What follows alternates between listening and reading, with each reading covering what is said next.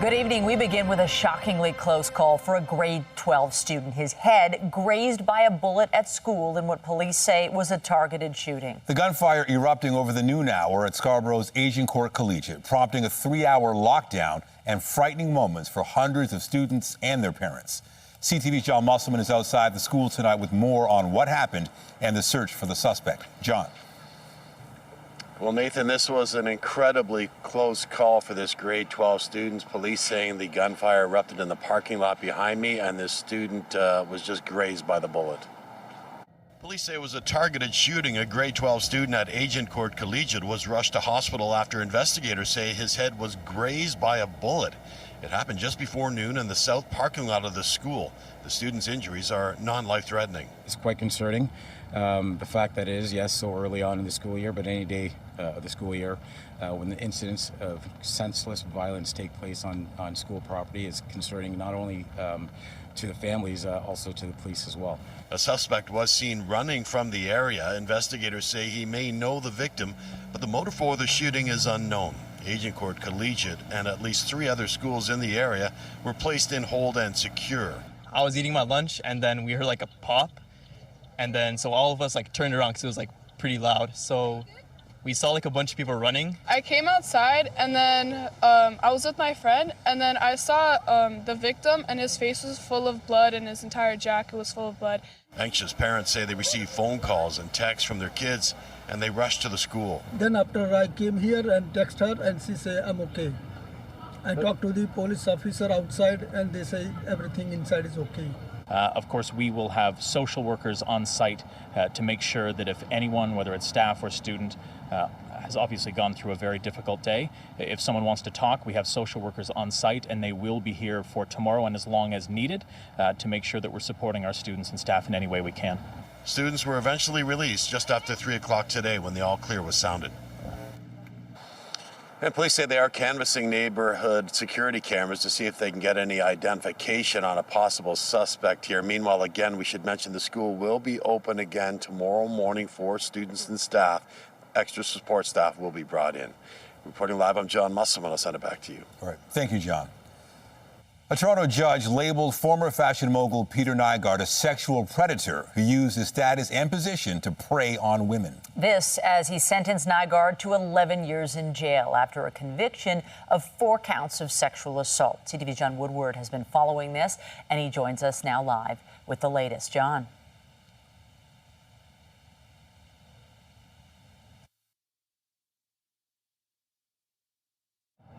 You dumb coward, you can't even turn around and look at us. Serena Hicks traveled from Winnipeg to see Peter Nygard sentenced, supporting the women the disgraced fashion mogul sexually assaulted who have been waiting for this day. This is a historic ruling.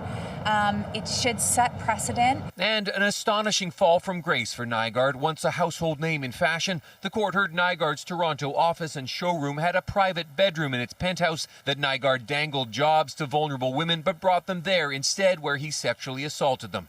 Justice Robert Goldstein said Peter Nygard is a sexual predator. He is also a Canadian success story gone very wrong. He used his wealth and his power to commit 4 sexual assaults. The first assault in 1989, the most recent in 2004 or 5, of a 16-year-old girl. The judge said Nygard displayed willful blindness about her age. The sentence of 11 years down to 6.7 years with time served means the 83-year-old will be 89 at warrant expiry date. Peter Nygard is a sexual predator. And that is the story. That was the finding of the jury. Nygard was dressed in a puffy jacket, hoodie, and makeshift visor. His lawyers had made much of his deterioration in jail. The judge found he was exaggerating. His lawyer says she'll appeal both the sentence and conviction. He's just going to continue to defend himself where he can, appeal where he can, and continue to maintain his innocence in all of these matters. Nygard also faces charges in Montreal and Winnipeg, as well as in the United States, where he faces allegations Nygard Key in the Bahamas served the same purpose as his top-floor Toronto suite.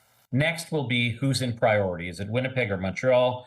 He'll have to go to one of those jurisdictions to face trial. That can occur while he's serving his sentence. Then go to the U.S. if he lives that long. Hicks had encouraging words for the other women waiting for justice in their own cases. We've got you. We've got you. And it's okay. You know, just don't worry. He's not coming out of jail. As they look ahead to Nygard's next trials. All right, that was CTV's John Woodward. Still to come on CTV News tonight, the latest on a possible strike by Air Canada pilots and what it could mean for those hoping to take off in the coming weeks. The Monday sky has been gray. We did get some rain, but this week's weather is far from gloomy. There's a lot to like in the days ahead. Let's bring in CTV's Jessica Smith with a look at the current conditions. Are we through with the rain now? For the most part, the bulk of this low, it really has made its way out. So it was a very small cold front, but it had quite the impact as we made our way throughout our Monday. We saw rain, snow, wind, and that northwesterly flow to that wind made it feel just a little cooler out there. But the bulk of this rain really has pushed its way out as we head into the early part of our evening. Still a northwesterly flow, so it is going to feel a little fresher out there, but winds do change as we head in towards really the beginning of the week. Because Monday, although it counts, we're looking at Tuesday, Wednesday, Thursday, and onwards. Temperature-wise, it's not terrible. It is a little fresh out there still. As we head in towards the evening, we're sitting at a very seasonal low, and we're going to see all this cloud cover push out and high pressure settles in so nicely. Coming up, I'll have a full look at your long-range forecast. Right now, back over to Michelle and Nathan. Thank you, Jess.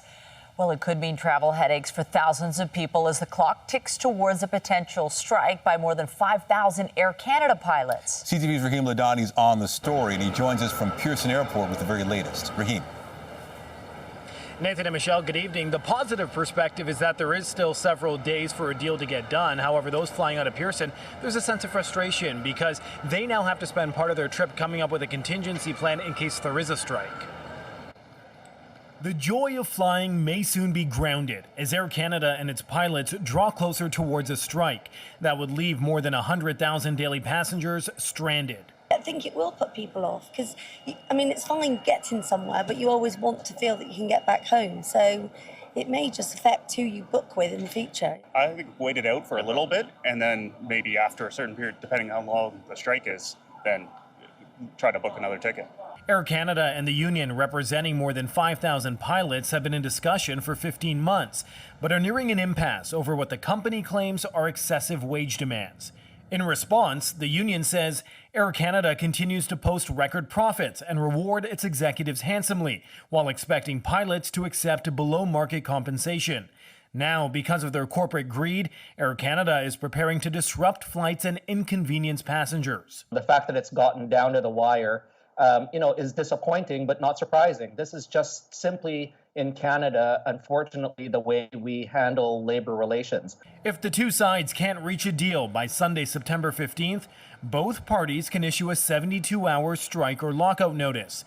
Air Canada and Air Canada Rouge say they will have no choice but to start canceling their 670 daily flights, which carry on average more than 110,000 passengers. If there is still no deal by next Wednesday, all of the airline's flights could be shut down. That's the same day Riza is hoping to fly back to Toronto from LA. I didn't think of it coming to the airport this morning, so it's just a big shock to me, and then now we get the plan. To get ahead of the potential chaos, Air Canada is allowing customers flying next week to change their booking at no cost right now or cancel their flight for a credit. Those who don't will also get a full refund if a strike or lockout notice leads to their flight being canceled. Look at getting yourself a plan B and try to book yourself onto another carrier with a fully refundable ticket so that, in the event that this strike does get settled, and there's a 50-50 chance of that at least you have the refundable ticket. However, don't expect any additional compensation because labor disruptions are considered out of an airline's control. We also reached out to the federal labor minister to see if Ottawa plans on stepping in. The office for Minister McKinnon tells us that a federal mediator is there to facilitate, but that's the extent of their involvement and that it's going to be up to the parties to reach a deal on their own. Reporting live, I'm Raheem Ladani. Nathan, I'll send it back to you. All right, thank you, Raheem. A man is dead after being struck by a vehicle in North York. Police say the man, who's believed to be in his 40s, was struck shortly after 6 this morning near Weston Road in Steeles. The victim was rushed to hospital in critical condition, where he later died. The driver involved remained at the scene. Police have not given any details on what led up to the man being struck.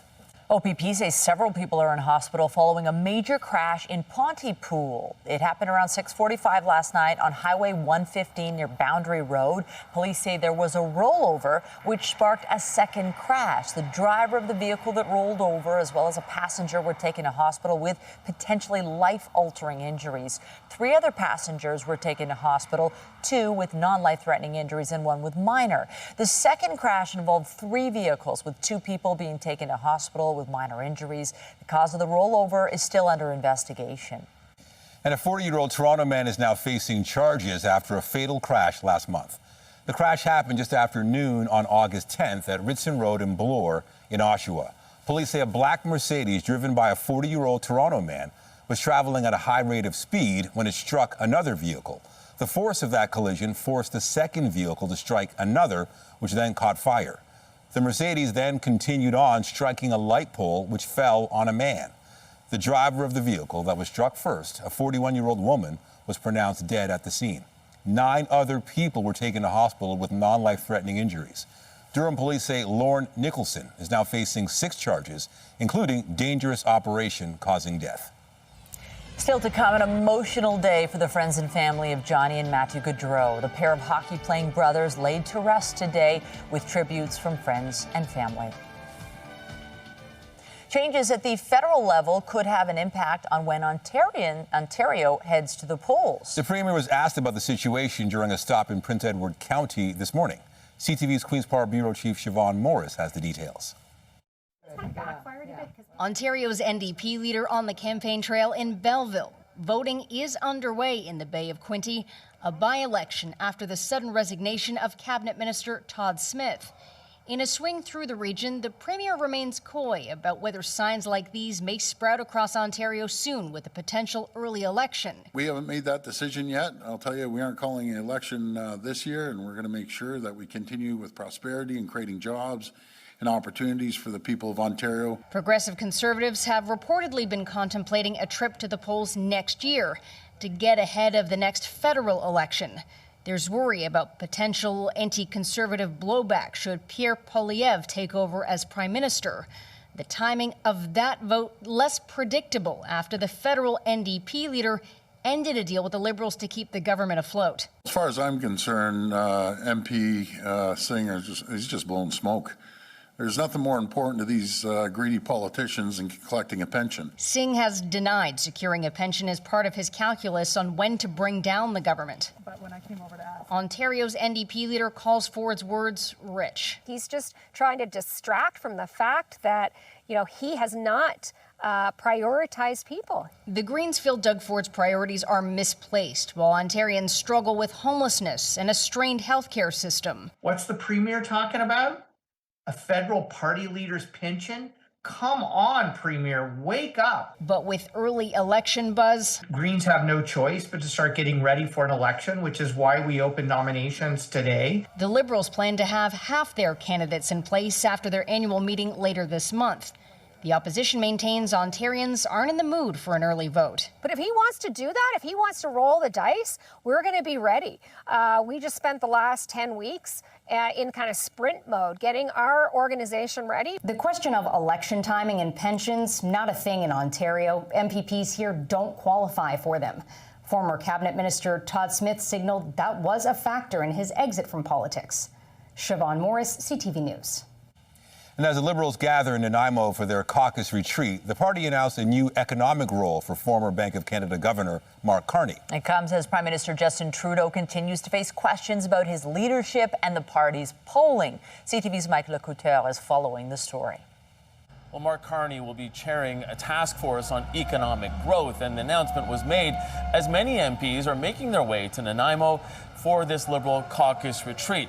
A shock to many of them. We were asking some as they were entering the caucus today, and at least one of the MPs said they hadn't even heard about it, so we had to tell them all about the announcement and read from the news release, which goes on to detail exactly what Carney's role will be. And according to that news release, it says Carney will help the party to shape a pragmatic, focused, and high-impact vision of Canada's economic success. Now, he certainly comes with a hefty CV, not only the former Bank of Canada governor, also the former governor of the Bank of England. That was between 2013 and 2020. He also was part of Brookfield Asset Management, the chair of Bloomberg right now. He's also the former UN Special Envoy on Climate Change and Finance. And again, as those MPs and some of the ministers continue to pour into Nanaimo, many of them asked about it.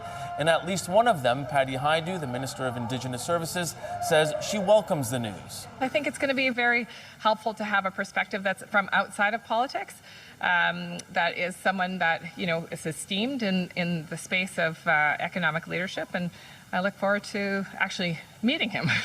Now, Carney will address caucus tomorrow at 9 a.m. That was already on the schedule, but obviously this takes on a completely different dynamic given his new role. And obviously those questions about his political future still persist because people wonder whether or not this is him taking that slow step into the party and into politics. He has insisted that he is not interested in getting into politics right now, but those questions will continue to be asked as this week goes on. And many of the regional caucuses have already begun, but the full national caucus begins tomorrow. Mike Lecouteur, CTV News, Nanaimo, BC. Nearly 7 weeks since a wildfire forced the evacuation of Jasper National Park, Parks Canada says the fire is finally under control. We're calling it an under control status. That means that the wildfire has received sufficient suppression action to ensure no further spread outside the defined perimeter of the fire. The incident commander says the fire is roughly 327 square kilometers in size. It destroyed approximately a third of the historic town. Fire crews are continuing to monitor hotspots and patrol the fire line, both on the ground and in helicopters. They say smoke and flames may be visible into the early winter. We're actually in very good shape for the next 25 to 30 years because while there's going to be a bunch of vegetation that comes back actually quite quickly, that new and young vegetation tends to be more fire resistant.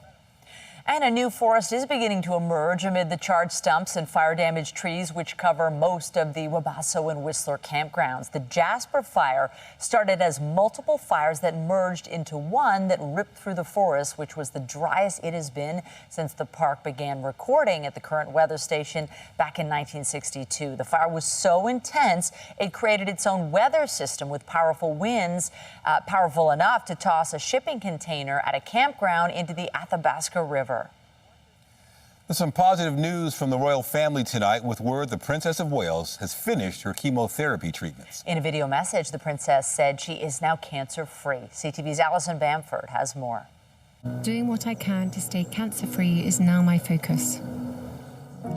The princess and her family all smiles in this highly produced video posted to social media showing a rare, intimate glimpse inside the royal family. Kate telling the world these last 9 months have been incredibly tough as the family navigated a complex, scary, and unpredictable diagnosis.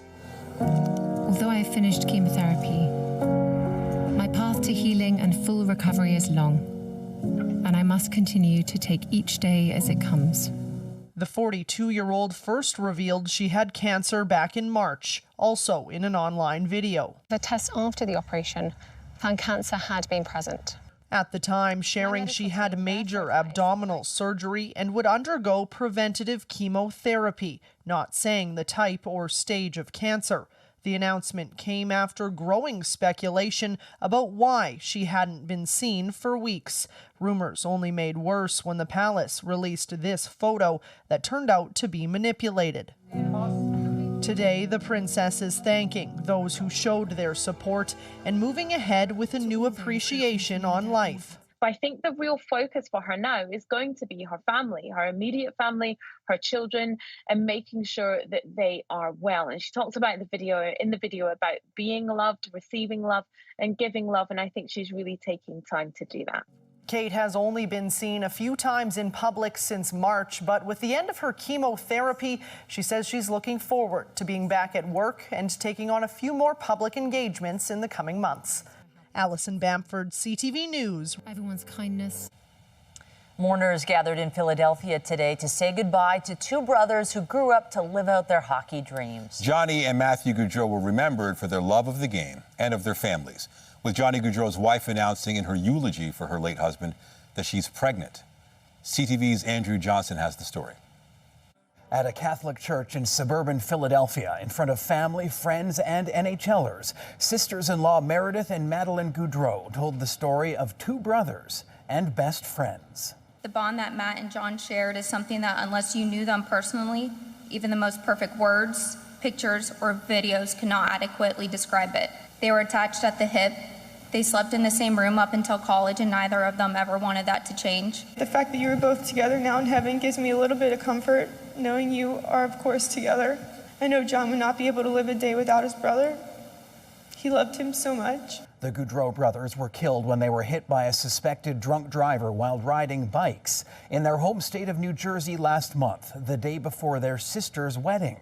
John Gaudreau, the longtime Calgary Flame known as Johnny Hockey, was remembered by his wife as an incredible father and husband. I love you, John, so much. He didn't have a bad bone in his body. He never spoke badly about anyone. The most humble person I've ever met.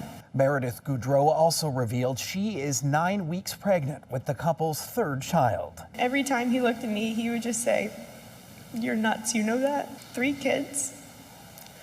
Noah, our oldest, hasn't even turned 2 yet. I look at it as the ultimate blessing. How lucky am I to be the mother of John's 3 babies. Meredith Gaudreau also spoke about Calgary, the place she calls her and John Gaudreau's home away from home. She praised Calgarians for their kindness and confirmed her husband will be forever a Calgary Flame. Andrew Johnson, CTV News. Coming up on CTV News, Toronto's women's pro hockey team gets a royal new name, introducing the Toronto Septors, the meaning behind the moniker, and reaction from fans.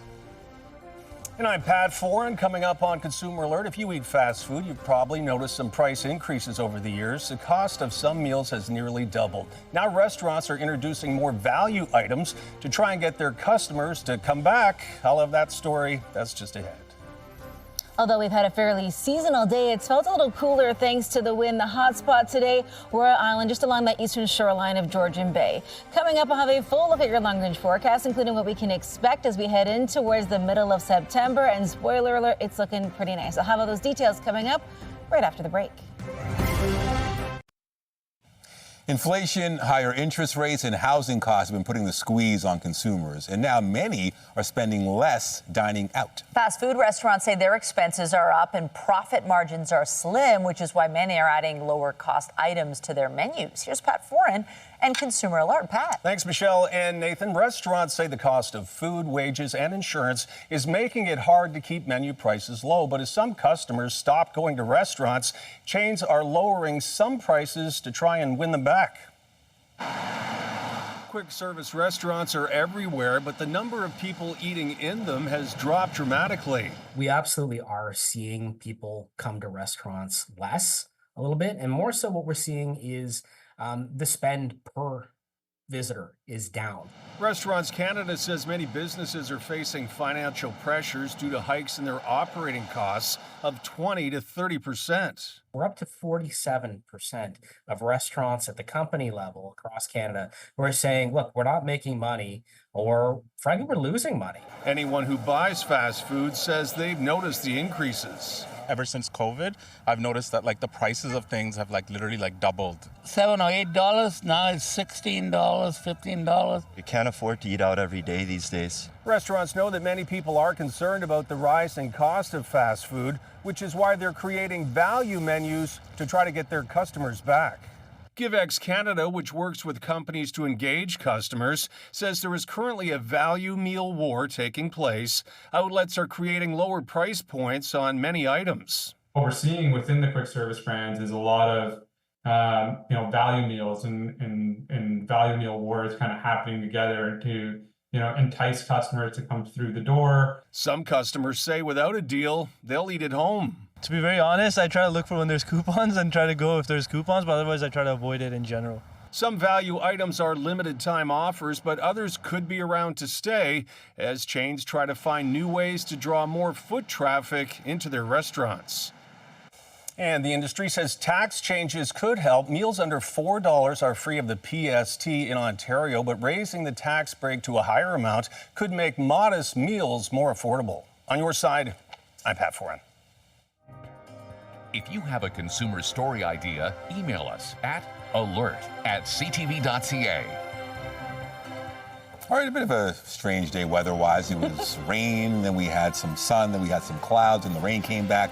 At least we have something to look forward to. I think so. I don't think we're ready because we did have to wear the sweaters and the jacket. The weekend was so cold, and it's like, this can't be it, this can't be it, and it isn't. We still have more beautiful weather coming. We do, and the wind, it was so windy over the weekend, so that really did make it feel colder than it was. Temperature-wise, we weren't far off the seasonal mark, but you factor in how breezy it was, and it was like, ooh, I need a sweater. The good news is, as we head into the next few days, we see high pressure return, temperatures start to rise a little, and we settle into a very comfortable forecast as we kind of step in towards the middle of the month. Now, this morning we saw wind, we saw rain, we saw sun, sometimes all at once. It was just one of those days it couldn't quite decide what it wanted.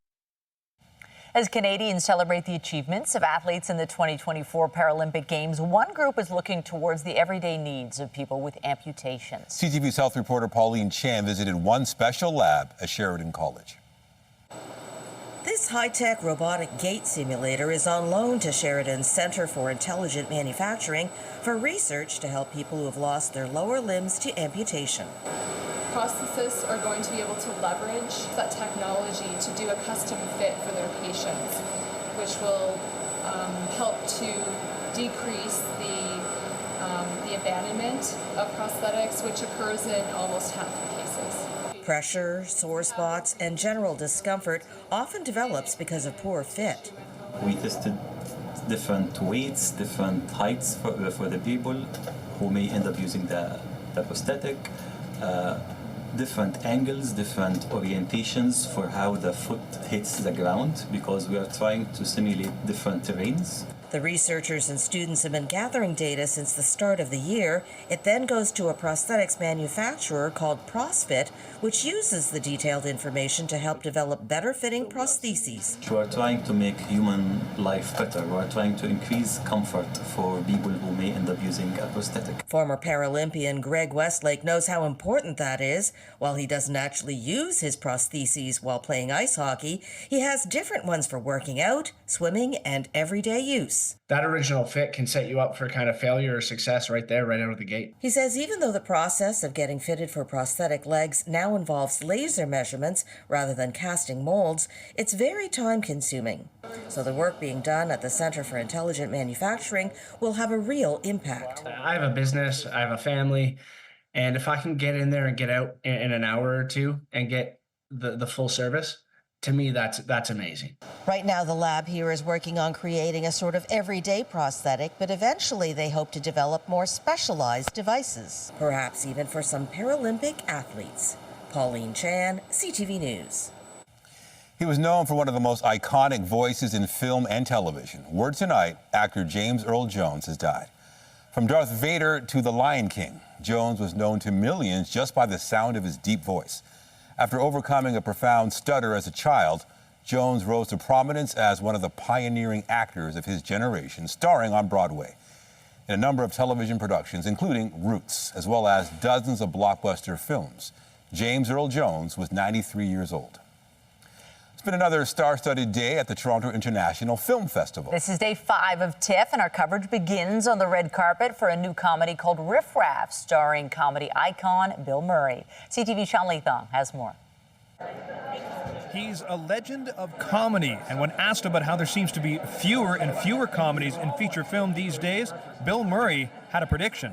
I think comedy is king, you know. I think people like to get together and laugh, so I think it's returning. Today, Murray joined an all-star cast at the Princess of Wales Theatre for the world premiere of their dark comedic film Riff Raff, which also stars Ed Harris, Jennifer Coolidge, Gabrielle Union, Emanuela Postaccini, and Pete Davidson. I mean, the group makes you show up. You know, you want to do the job because of the script and who they cast. And I was in once I heard. Did you ever break? Did I ever break? Yes, because I was in scenes with Bill Murray. All right, we're gonna yes. keep walking upstairs. Yes, all the time with him. I gotta know, with all these people, when you're doing a comedy, like, how do you keep a straight face? Can you keep a straight face? Yes, for the most part. For the most part. Bill said some things where I'm like, it's hard. It's very, very hard. Or I would just turn away. The film was written by John Polano, who Murray says is the reason why he wanted to be part of it. John Polano. This is some of the most interesting writing I've ever seen. John Polano. Buy stock in John Polano. What is it about it? What stood out? Come on, you got to pay the money and see the movie. It's written for the visceral experience of being in there and giving yourself permission to laugh at stuff you wouldn't normally laugh at, to go on a journey and to like just lean forward into it. It's like an experience.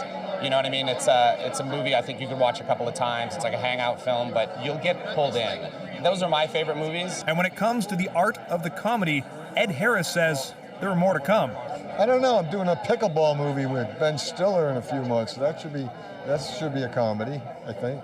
Yeah. Sounds like it. Yeah. For Murray, he says he can't get enough of doing what makes us laugh. It's one of only a couple things in the world I love to do. I love making movies. And as the crowds are still here, there'll be more of Bill Murray. Tomorrow night, he'll be on the red carpet at Roy Thompson Hall for The Friend. Sean Lee Thong, CTV News. Some of the biggest stars in film are at TIFF to promote projects that will appear on the small screen. From Kate Blanchett to Kevin Kline, even Oscar-winning director Alfonso Cuarón, all lending their talents to the 7-part series Disclaimer. CTV's Andrea Case has the story. An enterprising fan got a special keepsake from actor Kevin Kline on the red carpet for the miniseries Disclaimer. The 7-part Apple series is something Kline, an award-winning movie actor, had not considered until the pandemic hit. This is all that there is right now, so no. It was the first thing to come along that was interesting after COVID. And, well, I'd never read anything like it. It was, it's a real page turner. It's like, what happens next? What happens next? It's very story-driven, as they say in show business, so I'm told. Disclaimer is a psychological thriller about a journalist who sent a manuscript and realizes some of her darkest secrets are in it. Acting wasn't Kline's first artistic love. For me, I wanted to be a composer when I was younger, a film composer primarily. So for me, the music is, I like to listen to the music and see how it, under the underpinning of a scene emotionally, can be enhanced or ruined by the wrong music. And Alfonso and I talked a lot about music. He found a kindred spirit in Disclaimer's director, 5-time Academy Award winner Alfonso Cuarón. With Kevin coming, narrowing down the choices, what is he going to be listening in the specific moments? It was a pleasure to discuss and talk about it and disagree about our musical approaches and stuff. It was fantastic. Disclaimer is scheduled to premiere on October 11th on Apple TV. CTV's Andrea Case reporting. After the break, Apple unveils its newest iPhone lineup, the upgrades and shift to AI technology. That's coming up in business. Any day of the school year, when the incidents of senseless violence take place on school property is concerning. Updating our top stories, a grade 12 student in Scarborough was rushed to hospital after his head was grazed by a bullet as gunfire erupted in the parking lot of Agent Court Collegiate over the noon hour. Police say the suspect is still out there. You dumb coward, you can't even turn around and look at us. Victims reacted to the 11-year jail sentence given to former fashion mogul Peter Nygard today. The 83-year-old was convicted on 4 counts of sexual assault last year. He still faces trial on similar charges in Montreal and Winnipeg. The fact that you're both together now in heaven gives me a little bit of comfort, knowing you are, of course, together. And friends and family and the hockey world said goodbye to the Gaudreau brothers. A funeral was held for Johnny and Mark Gaudreau, who were struck and killed by a suspected impaired driver last month. In her eulogy, Johnny's wife told mourners she is 9 weeks pregnant with the couple's 3rd child. Remember to keep up to date day and night at ctvnewstoronto.ca and by downloading the CTV News app. And if you have a news tip, photos, or video of breaking news, let us know. Apple hopes the latest iPhone will help it catch up in artificial intelligence, but customers will have to wait for AI features. Andrew Balabian in Bloomberg brings us the latest. Hello there. Technology giant Apple introduced the latest version of its flagship product, the iPhone 16, today, and the company is trumpeting the device's readiness for artificial intelligence. Apple also unveiled a version of its smartwatch with a bigger screen and the ability to detect sleep apnea. The company has been readying AI tools, which it calls Apple Intelligence, in the hope that they'll entice consumers to buy upgraded devices. But much of the technology won't arrive for months, potentially limiting its impact on iPhone sales. Apple skeptics say the company has slipped behind Alphabet's Google and Microsoft in generative AI. On the markets, the Canadian dollar changed hands at 73.75 US cents, up a fraction. West Texas Intermediate oil was at $68.71, up $1.04. Western Canadian Select oil, by our latest fix, was at $53.04, down $1.68. And the TSX Composite ended at 23,027.15, up just under 246 points. That's the latest in business. I'm Andrew Bell of BNN Bloomberg. The Business Report is brought to you by Canadian Western Bank, the bank built for business. Thousands of public servants are back in the office this week as the federal government's new hybrid work policy kicks in. Starting today, federal workers are required to be in the office at least 3 days a week, while executives will need to be on site for at least 4 days. The government says the new policy will improve performance in all departments. However, public service unions have vowed to fight the new rules, saying remote work has not impacted productivity. Productivity numbers were up. Data showed that, and somehow we're being told to go back in because productivity is down. So I would really like to see the data and the numbers just to see what evidence TVS is using to support this policy. As Ontario students went back to class last week, they had to adapt to a new cell phone ban. But students at one Mississauga high school were also told to leave their backpacks out of the classroom. The school says it's meant as a safety measure, but students disagree. CTV's Beth McDonnell reports. These grade 12 students have relied on their backpacks throughout high school, but this year they're not allowed in the classroom. This has been hard on all of us. It's kind of hard for me to go from third floor to portable, lunch to portable, and I don't know, it just doesn't really make sense to me, so I'm happy that somebody is able to speak up about it. That someone is her friend, Vani Kumar. She started a petition to bring the backpacks back after her school, St. Francis Xavier in Mississauga, sent out a letter telling students knapsacks, bags are to be kept in your locker upon arrival at school, and only learning materials, i.e. binders, laptops, writing materials, can be brought to class. I would just really like the school and board to consider what is best for students. Within 4 days, the petition has garnered more than 1,000 signatures. Kumar says the rule creates a disadvantage to female students needing the washroom and those using binders, paper, and pens instead of tablets or laptops, as they're awkward to carry. She wants the policy rescinded or clarified. My biggest problem with this is that they haven't addressed why they're banning backpacks. We've come up with many theories, and I've asked my VP what the reason is for the backpack ban, but so far the reason for safety, to me and to many other students, don't fully justify the actions being taken. Kumar argues the policy also makes it harder on teachers who have another rule to enforce and get interrupted during lessons with students wanting to go to their locker. You can't come to class with your backpack on, or you have to leave it outside the classroom. To be honest, it's actually kind of stupid. I think they're starting to crack down on people bringing stuff that's not supposed to be in a class. I like to have snacks on me and my water bottle, and I just can't bring all of that stuff into class anymore. Talking about tripping hazards and stuff, but we're grown kids. It's not a big deal if we trip over a backpack in a classroom.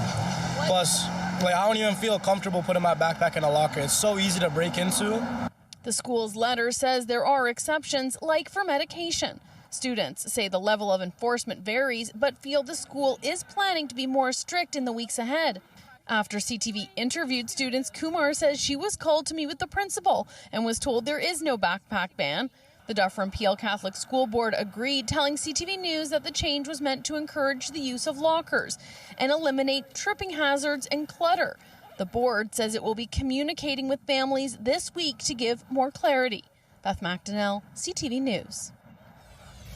Just ahead, big news today from the Pro Women's Hockey League. The 6 teams now have names and logos. The big reveal in moments and how Toronto fans feel about calling their new squad the Septors. Tonight, a rare, intimate glimpse inside the royal family. Doing what I can to stay cancer-free is now my focus, and I must continue to take each day as it comes. A message of hope from the Princess of Wales. Later on CTV National.